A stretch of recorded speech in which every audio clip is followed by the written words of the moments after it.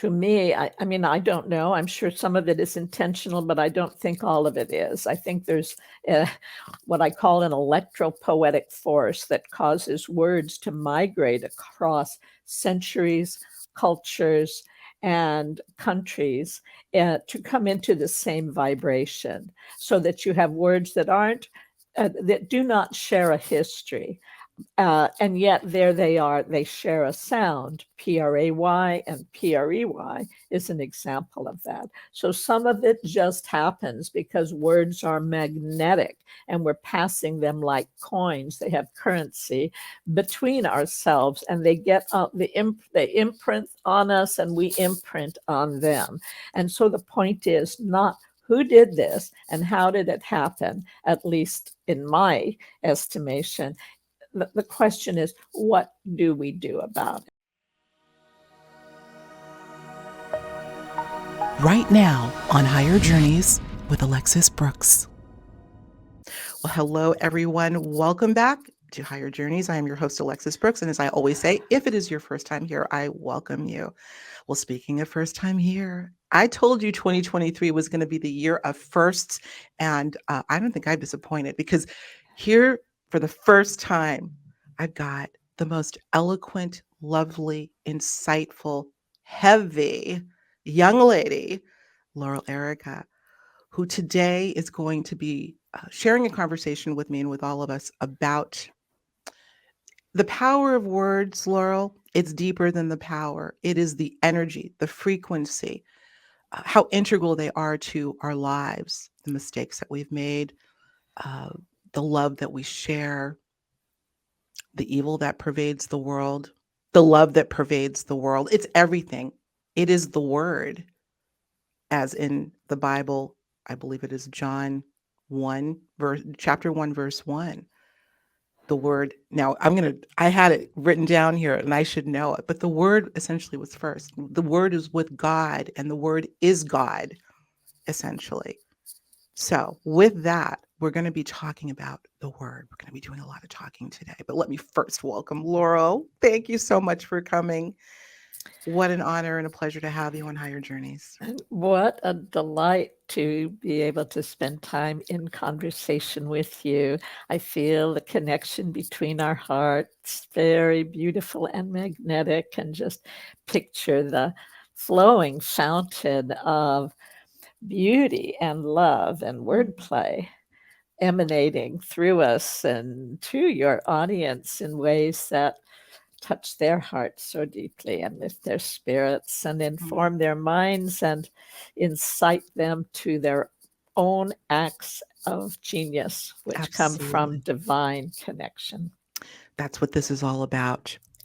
We need all of the tools in our arsenal that we can muster up these days, journeyers. You all know that. And I have always felt a kinship with our language in particular, language in general.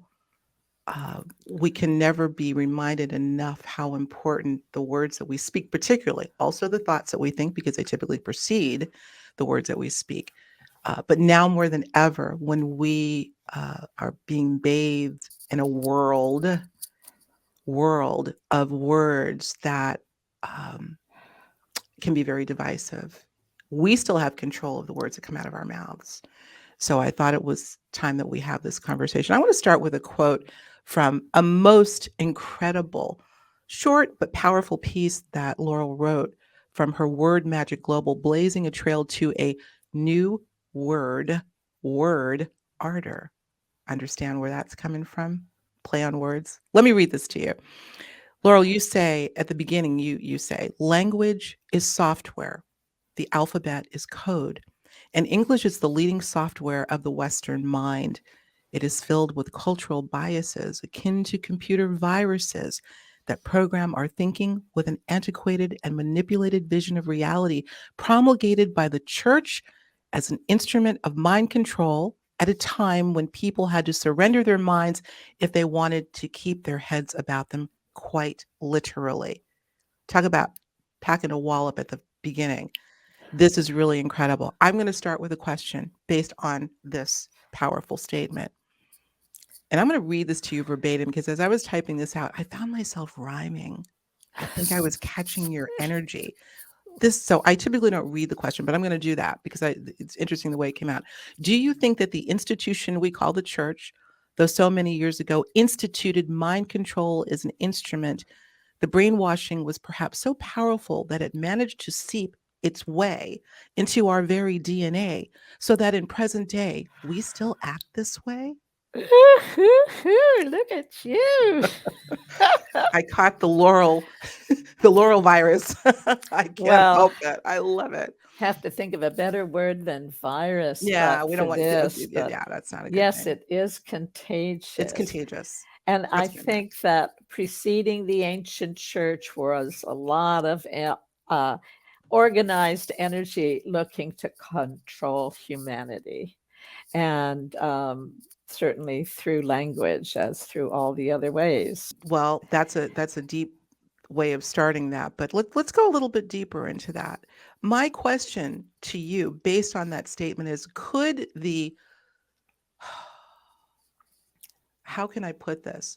The power and fervor of that mind control have been passed through the generations, through energetically and through our literally through our DNA, because what you're talking about that was instituted so long ago is still ubiquitous and prevalent today.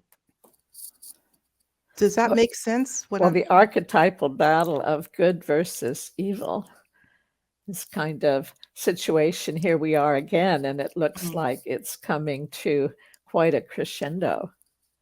And so my focus has not been like, well, just to orient people to my work. I have a very popular video on YouTube called The Secret Spells of the English Language. I posted it in 2010. It Mhm. shares what I call our premier life sentence, which is that we awake each morning and go off during the weekdays to share, to earn our living while at various jobs and undertakings until we come to the weekend. And then I translate that sentence, pointing out just a few examples for the sake of time that awake is a funeral party for the dead.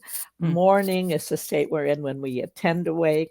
We'd have to be like a zombie, staggering through the weekdays to earn the living, since urns are for the ashes of the dead. And it goes on from there. Mhm. So a lot of people who come upon my work want to know who did this to us.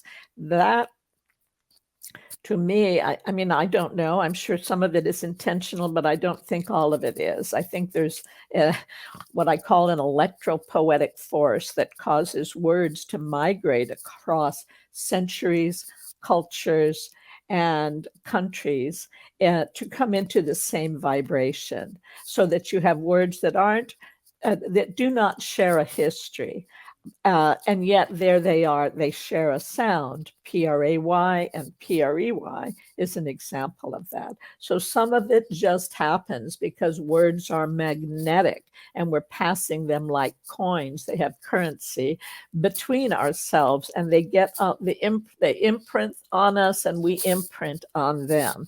And so the point is not who did this and how did it happen, at least in my estimation. The question is, what do we do about it? Mhm. And there's a wholesale effort to change language at the time to make, I mean, literally black seem white. Yeah. um, Agreed. and the boy is a girl. I mean, it's just, I'm sorry, it's a It's total, inversion, right? That we're it's what? talking about inversion. We're It is talking about inversion. inversion. It Yeah. is inversion. And there are so many quotes that I could cite, but in this moment, not by heart, from ancient and 20th century people talked. Well, in Socrates, incorrect language is not only a mistake, it implants evil in men's souls. So this impulse, this recognition that this is the time for us to come together collectively and creatively to evolve the language so it can inspires the best instead of the beast in us Mm. all. That same impulse has been driven with this. Let's call men women. Let's forget about the word mother. Let's just say birthing parent. I mean, could it be more insane? Yeah. And yet people hang in, hold on to it. So that impulse is Mm. there. It's being co-opted, but we Right. can take it in the direction it needs to go, because Rumi says, speak a new language and the world will be a new world. Absolutely. And I agree wholeheartedly. I love Rumi. I think this is a good time to bring this up, Laura. When I heard you say that language is using us, we are its human instruments. So I want to go deep real quick. Could language represent its own form of consciousness, intelligence and consciousness? I'm reminded of the Tibetan Buddhist monks who were alleged to create what is called the tulpa, kind of a throw off of one's own consciousness that brought life through, from the individual came another secondary form of life that eventually took on its own intelligence. Although I believe that the Buddhist monks did this consciously, could we be unwittingly giving birth to an intelligence that is associated with language? Hence, there is almost a symbiotic relationship between the language and us. Are we bringing Yes, it to life? I have not looked at that. I haven't thought about it, but I will for just one moment Mm. here. I think every word we speak begins to take flesh and manifest. I wrote a piece called Putting the Source Before Descartes, which is about the power of words, and by our own thoughts and words we all sentence ourselves as we jump from think to thing, never thinking anything about the weird phantasms all of us are conjuring as we spend our time in dissension. So that's not one of the poems I have fully committed to memory, but it's in my book, Word Magic, Wordplay That Puts a New Spin on the World. And so, yes, I do believe it is done unto us as we speak, and that this whole energy can coalesce to be independent of us. I think that's called an egregore, where there's the Yes. collective consciousness and then what that energy manifests in the world. And I think especially when we are cursing, when ugly things are coming out of our mouth to condemn someone else, and yet it's in our mouth. And I think that creates energies that will return, whether they form as little human looking clones or avatars. Is this a matrix? Are we the projection of players on another dimension, and we're projecting our own players, and it goes down and down and down and down the rabbit Right. hole? But this is the opportunity now to ascend rather than descend. Descend. Exactly. Exactly. That's very powerful. Thank you. I want to talk about thoughts, not opposed to spoken words, but preceding the spoken word. Uh, Even if they're not conscious thought, it seems that words seem to act even more so than the thought in our head as almost a carrier wave going out into the ether. I want to talk about vocal cords and the sound that is associated with the words that we speak, and if and why they may be more powerful in terms of manifesting than mere thoughts. Oh, sound. Well, that would take someone who knows physics, uh, I believe, to explain or to opine upon. I can simply personalize it by saying words have always been alive to me with elemental energy. And so I'm very careful with them. I mean, it's an unconscious process, but people have wondered, if I was from another country, because I have an accent, they tell me, but it's basically that I enunciate. You I do. grew, I grew up with people who around me who spoke proper American English back then, which was British English. So I heard that beauty. But yes, I do believe it's alive. The words and the energies are alive. We can converse with them and they inform us. And I found by chance the word Kotodama, and it's a Japanese word that means word spirit. And when I read it, and anyone who's interested can go to my communications consulting website, which is myname.com, laurelairica.com, and down the home page is the word Kotodama, and a quote from a Japanese author talking about you must take, excuse me, great care with how you treat a word and the honor you pay it by the place you give it to live in a sentence. Oh, wow. Isn't that I love it. gorgeous? That to me, perhaps I won't say corroborates, but maybe gives some credence to this idea that at some level there may be what you might call individuated consciousness associated with words itself, the origin of which we don't know. The origin could be us. But there's something to that. Are we breathing life into it? Is it ever existing and we're simply adopting it? I don't know. It's something that I don't know that it's that important, but just care in the words that we speak. I love the way you put when you speak a word, it is in your mouth.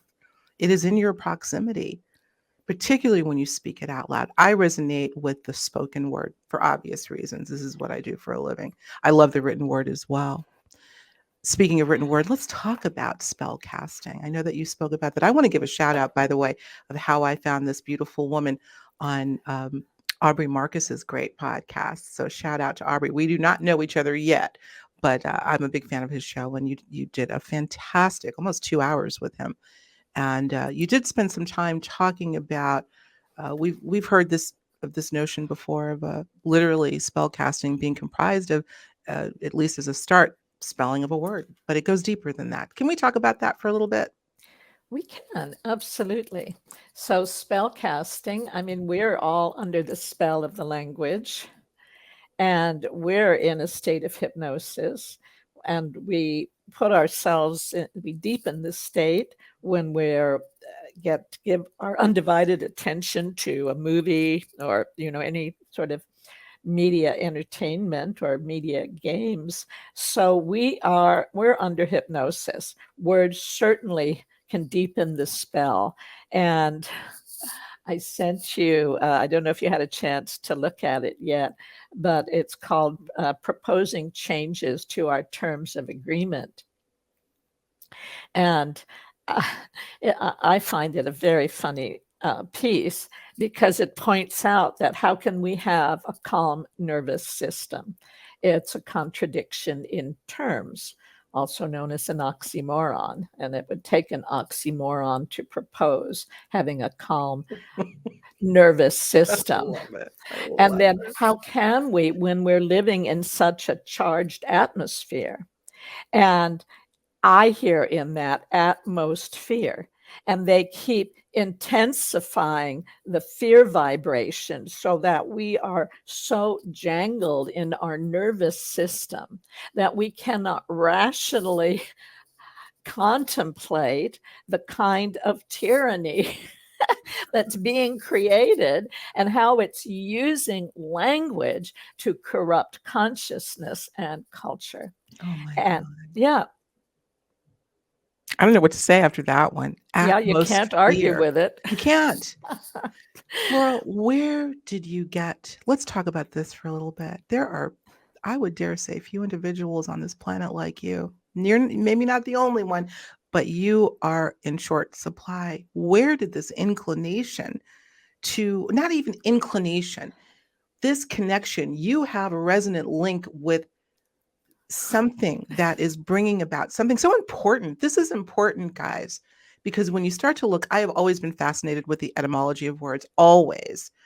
I thought I was a little bit not off, but just having that impulse to want to look into, and I think our language particularly is just quite intriguing. And like you have said, our language is derived from other languages, so there's more embedded in it besides English. But for you, when and where do you think this came from?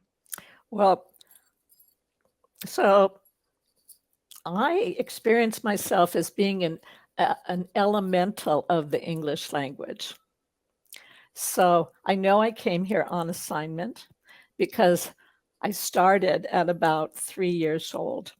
And just as Alice in Wonderland is about Alice chasing after a white rabbit, my call to the journey was a bat.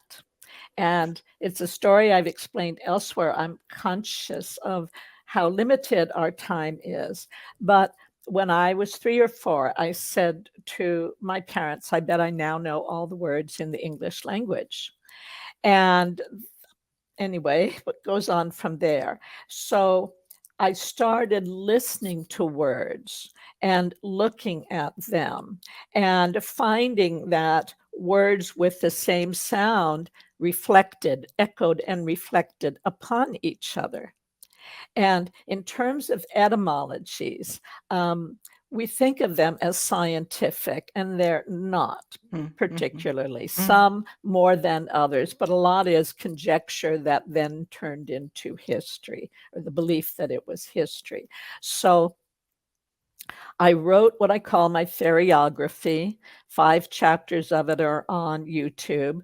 They're not identified as that, but it's about this Philomela Nightingale who goes through the looking glass into this dimension and has to deconstruct the language to find her way back home again. So this is a massive piece, only a little of which I've published thus far.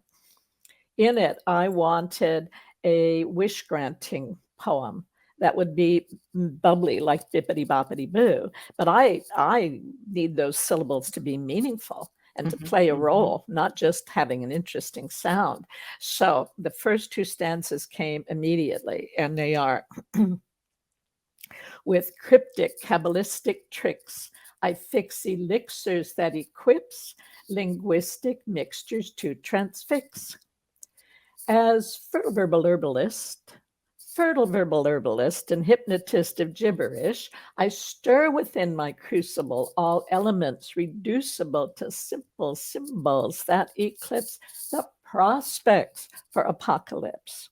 So when that came through me, because I can hardly claim authorship, I was a participant, certainly.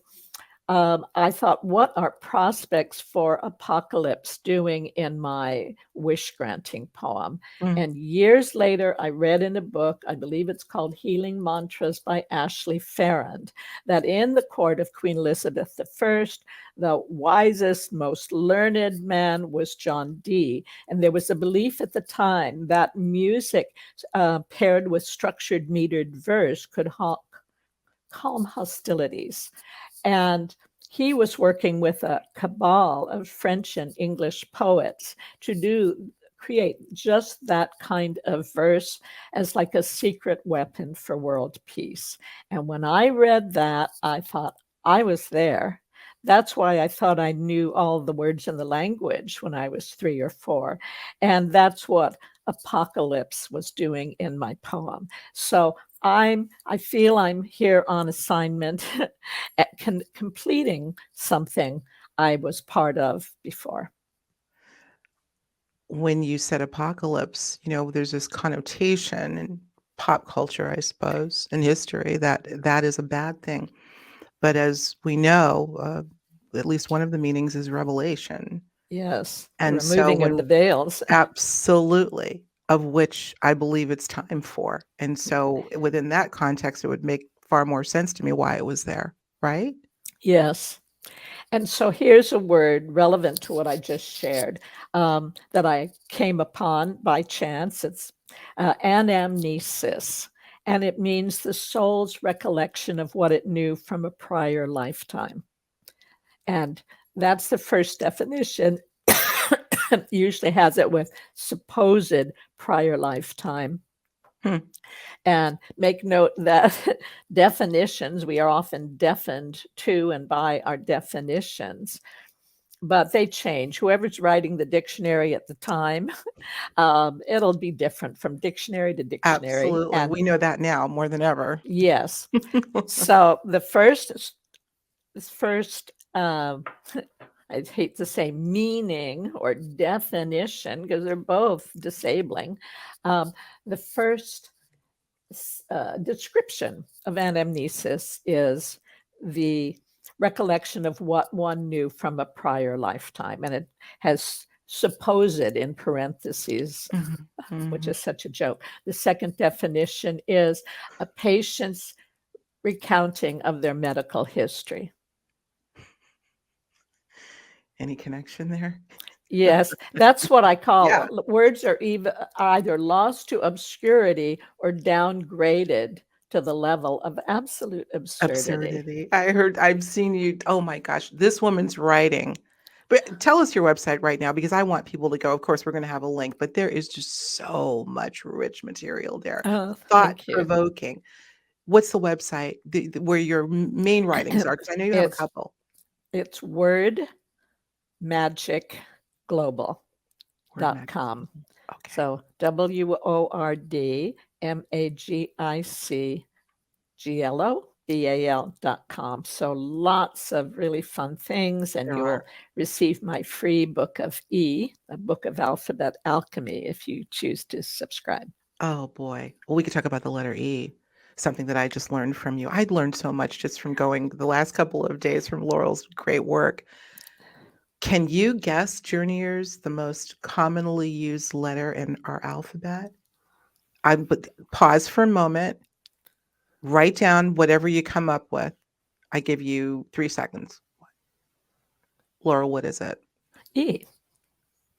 It's E.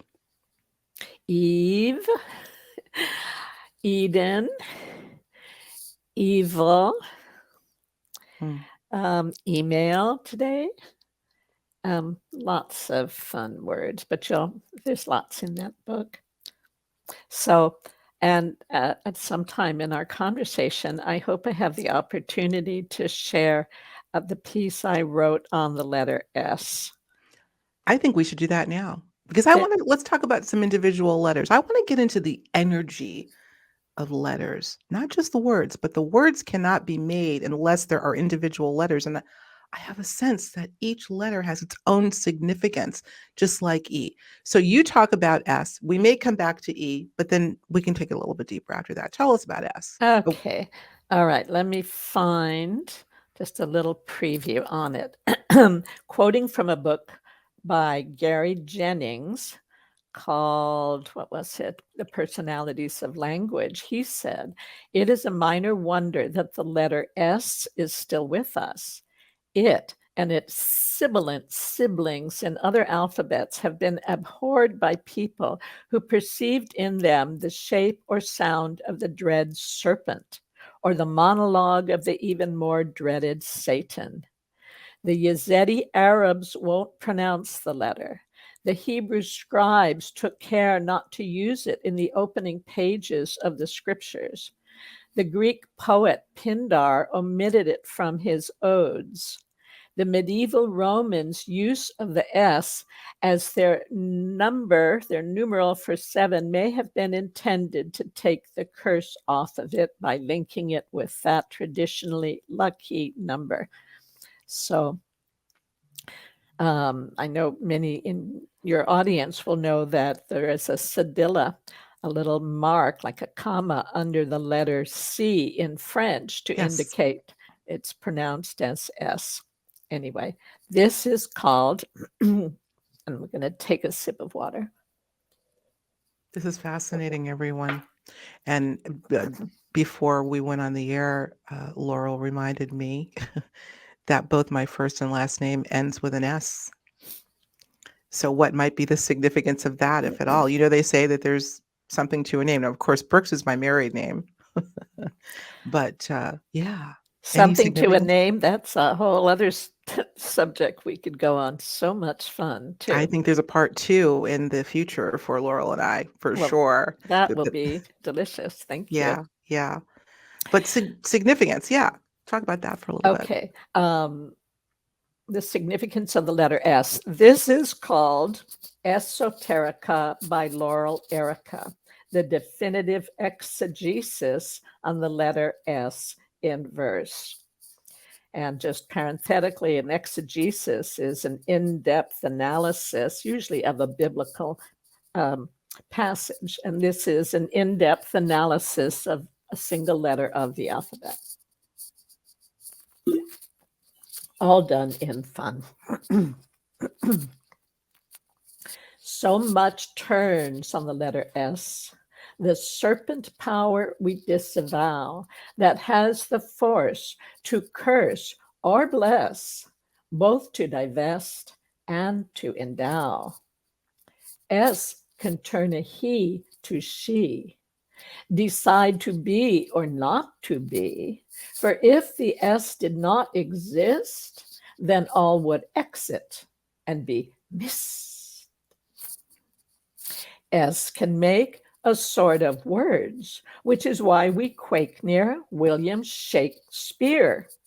And something even more absurd, S makes the comic truly cosmic, and even worse, makes cures a curse. The ancients thought the S was cursed, since with one swipe revere's reversed. The mere inane go quite insane, while potentates resign their reign. Yet still they could not wipe S off the page, for S turns out to hold the promise that with age one may turn sage. Our, excuse me, our laughter turns to slaughter when we think there's something to defend. So clearly, with more self-belief, we'd abrogate most forms of grief. We fear the S, that slippery snake whose cunning caused us to forsake the word of God, and thus to take the chance that we might fall awake. In essence, S has sourced our being because God is, I am, you are. And S facilitates our seeing the smallest speck, the furthest star. The sea, being mother of creation, the seeds are sense of separation. So S is at the start of sin. Some think it beckons Satan in, since through the S we all possess, and by that standard gauge success. But those shadows do emerge from S, so does the sun and happiness, which seems to mean this serpentine insignia so sibylline that sour and sweet, both sugar and salt, are tossed upon its somersault till differences can't be distinguished. Yet, nor can they become extinguished. S, being special and essential, is both profane and reverential. Its range of change is so prodigious, from sacrosanct to sacrilegious, it brings us saints and saboteurs, our saviors and slaughterers. Espionage, esprit de corps. S makes our spirits soar and soar. So serpents cannot cause damnation, since S assures us sweet salvation. For as a snake can shed its skin, so S can be both yang and yin, both Satan and spirit, from hell to divinity, since S twists exactly halfway to infinity. Since S so clearly turns both ways, it means the choice is fully ours. We must decide for suicide or reach within to touch the stars. the letter S as sorceress. Once we've decided no or yes, makes our decisions manifest. Though heretofore we've been hell-bent, the world is ours for just a cent. For S is cosmic catalyst of instant metamorphosis, and with a sudden turn or twist can bring a thing's antithesis. S multiplies the loaves and fishes, harmonizes with its switches, and makes our lives far more delicious. With sex and soul, our two great wishes.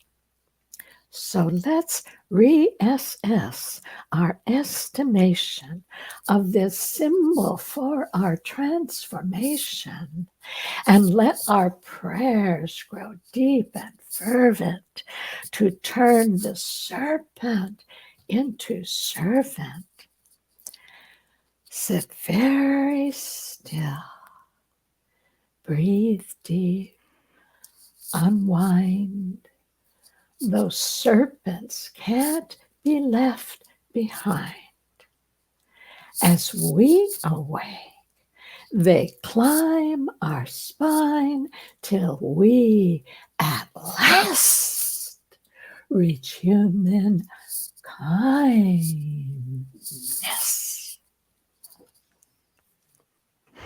That was amazing. Beyond Thank- amazing. That's a one-woman play. Thank you. If That is people, amazing.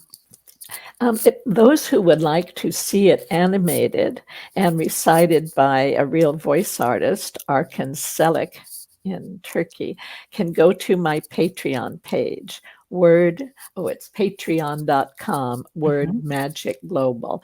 And I believe the requested contribution is $11. Okay. And then you will get a private URL to Esoterica. You'll also be able to see the animation I had done on my poem about the two forms of the letter I in the alphabet. Amazing.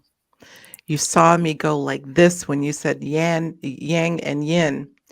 Here's the thought that came to my mind because I'm also a very visual person, and I look at the shape of letters as having also a hint to what energy they carry.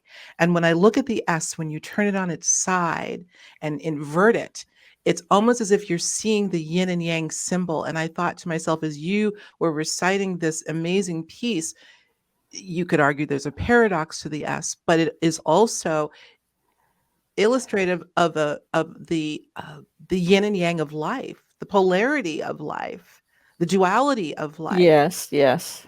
And so is it any wonder that in the English language, the S is and I'm seeing it horizontally rather than upright, Yes. like 8 is infinity, and a very, very powerful symbol in the tarot. Anyway, that was the visual that came to mind before you said yin and yang, or yang and yin. That's exactly what I was getting here. So that's Thank you for sharing incredible. that. And if you watch the animation of Esoterica on my Patreon page, you'll be given the link, and you'll see all those wonderful visuals Oh, I bet it's that make beautiful. it all the more fun Yeah. to Oh, I'm sure hear it's it. beautiful. That's fantastic. Thank you. You do a great deal of rhyming in your work, and I think you got a little taste of my Instant. spontaneous rhyme when I it just kind of came out. I have my audience, who I call the journeyers, know that I have an affinity for rhyming. It's just a very natural thing, and I have sort of an instinct or intuition that there is power implicit in rhyming. I've always felt that way. I don't I can't say that I'm certainly not haven't done any scholarly work on the metaphysics of rhymes, but it feels to me as if there is something that is being ignited when one rhymes, particularly with repetition. Uh, if you would comment on that in our remaining time, let's talk about the energy of rhyming And particularly when using words of power, by the way, which we're going to be talking about in the after show. But nonetheless, talk about that for a bit, rhyming. Well, and first of all, the Vedas in Sanskrit are written in rhyme for Mm, their ease of memorization. mhm, For me as a child, it's like playing with magnets. And when I look for when I always insist in my work, I don't settle for an easy word in a rhyme. It has to have meaning. absolutely. And so in my feriography, I wrote, I ended on the word consciousness, and I thought, how am I going to rhyme this? Because it said, I thought as fairy poetess, I'd sail the sea of consciousness. And I didn't know how it was going to go, but it says, in search of further evidence confirming my hypothesis concerning words whose sounds express their very own antithesis, or else have meanings that appear unallied to an untrained ear. So yes, they're very fun to play with. What the electropoetic magnetic force is, I'd be fascinated to learn. Mm, I have a little piece that starts out in terms of being a rhymer from the beginning. I mean, rhyme and reason, it has to connect, and repetition deepens the yes. spell. So this little poem starts out, my tongue is naturally curly, so my words come out in rhyme. This started very early and still happens all the time. I've done my best to compensate, to speak in tidy rows of prose, but for my words to come out straight, my tongue would have to decompose. So I won't go further with that because I want to stick with your subject. And so I can just say that rhyme and pun is a wonderful way to gain mastery over language. Mhm. You'll have to ask someone else about the physics of rhyme and what is it that Well, I truth can really, rhyme. right. But I have a feeling you know more than you think you know about it. What is your instinct about why rhyming is so powerful and perhaps a precursor to manifestation? When I do affirmations, I rhyme. Me too. Me too.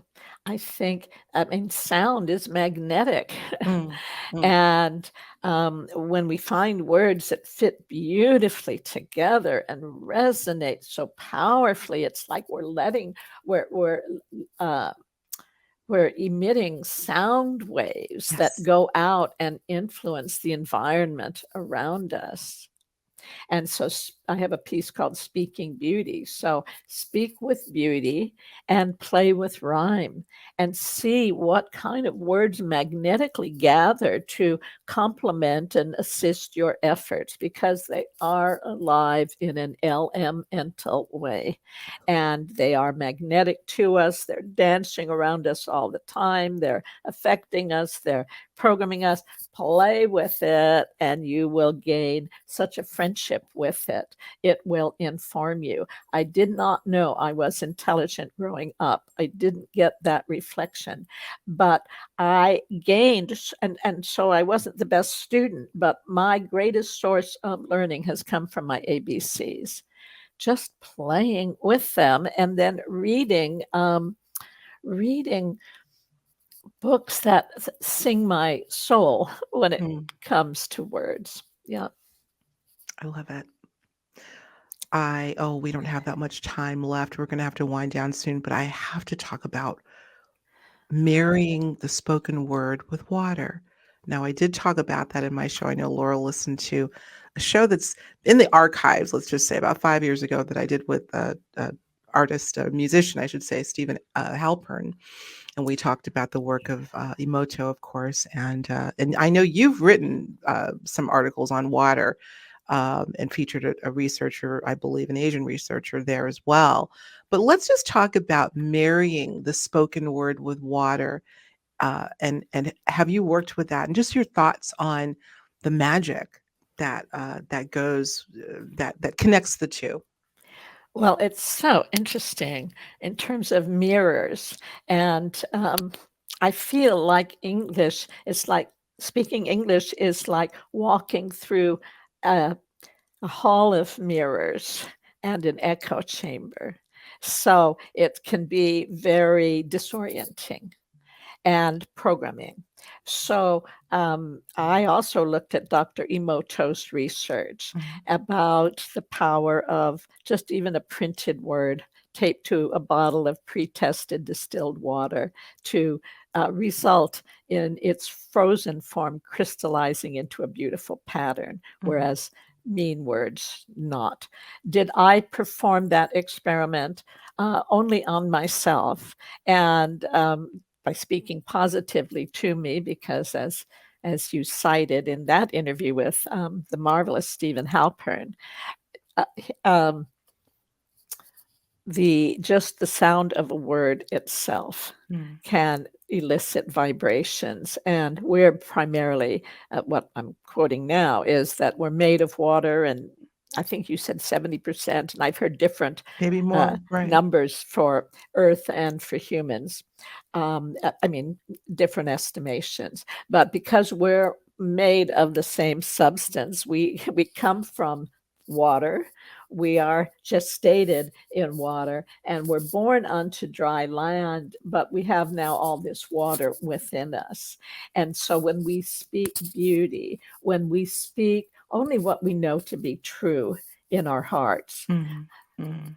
from our own experience, it tunes us up. We are an instrument. And if you want sweet feelings, speak sweetness, kindness, truth, beauty, and you Always will find it. it will definitely tune up your instrument. And one of my little word magic aphorisms was compose yourself, the music will follow. I love it. Journeyers, in a world that is so um, laden these days with things that are not of the highest vibration, we can counter that by our mere words, thoughts, of course, but words. Speak them every chance you get. I want to end on this note because it has to do with the earth and it has to do with us, the heart, earth and heart. You made such a poignant point of bringing that out. Fundamentally, the same thing, earth and heart. I call it a syllogism because I, I've done a little bit of reading on you, so I've done some thinking about some of these very powerful things. So forgive me if I'm stepping over, but I want to just commend you for bringing out some of the most fundamental but powerful things in understanding the spelling of earth and heart. You just have to change one letter. But you make the point that there's a connection between those two, earth and heart. And you mentioned that a child out of the mouths of babes would know if you were to ask them, what's that connection? Here's what I think it is. We are, well, let's put it this way. We have a heart, and therefore the earth literally is within us. As William Blake said, the universe is literally within a grain of sand. We have the earth within us, not just metaphorically, but literally. And this Yes. is a time where we can wield that positive power and knowing that, not thinking it, hoping it, believing it, but knowing it. They're literally the same word. We have a heart, therefore, we have the world within, and we can do so much with that. Yes. Beautiful. You are a gem to this planet, my dear. And you better be here for another 50, 75, 100 years because Well, we need you. thank you so much. And thank you for the opportunity to share the song that's singing through me these days. And Mm, aren't I grateful that I didn't go out earlier on the many times I thought I might? mm. Well, you're necessary. Thank And uh, you. and again, I want to thank Aubrey for having this wonderful lady on. How I became acclimated to her great work and found out that we do have some mutual colleagues and friends in common. I think I can name Whitley Strieber. Whitley, if you're listening, he knows I love him dearly. And I know that you're good friends. I hope to see you maybe very soon when I'm out in the West Coast. So Just let me know. I'll be there. oh, that'd be great. Well, listen, we're not done yet. You know where we're going, guys. We're going next door. We're going to the Patreon after show, and we are going to continue this conversation. I want Laurel to talk a little bit about, I said words of power, Laurel, but I'm going to call it words of positive power, things that we can use and start to incorporate into our own vernacular on a regular basis to start taking control, conscious control of our reality through the power of words, the magic of words, I should say. So don't hang up, Laurel. We're going to continue. Journeyers, as always, I appreciate you. I thank you so much. And I don't know if you've noticed, but we're doing quite well on YouTube these days. The show has grown exponentially, and I have to thank you for that. So let's keep it going and growing. You can start by coming on over to Patreon. That helps us out a lot. So let's go over there and continue this great conversation with Laurel. Laurel, one more time, your website so people can go and read more of your great work. Wordmagicglobal.com and patreon.com. Wordmagicglobal is where the animation is on S and I. We will have both linked below, of course. So go over and visit and support her great work as well. All right, journeyers, as always, we thank you for joining us on this still very new 2023. We appreciate you. Mwah. Love you. Bye-bye. If you enjoyed this episode, be sure to watch what's next, plus more to explore. And don't forget to subscribe to Higher Journeys.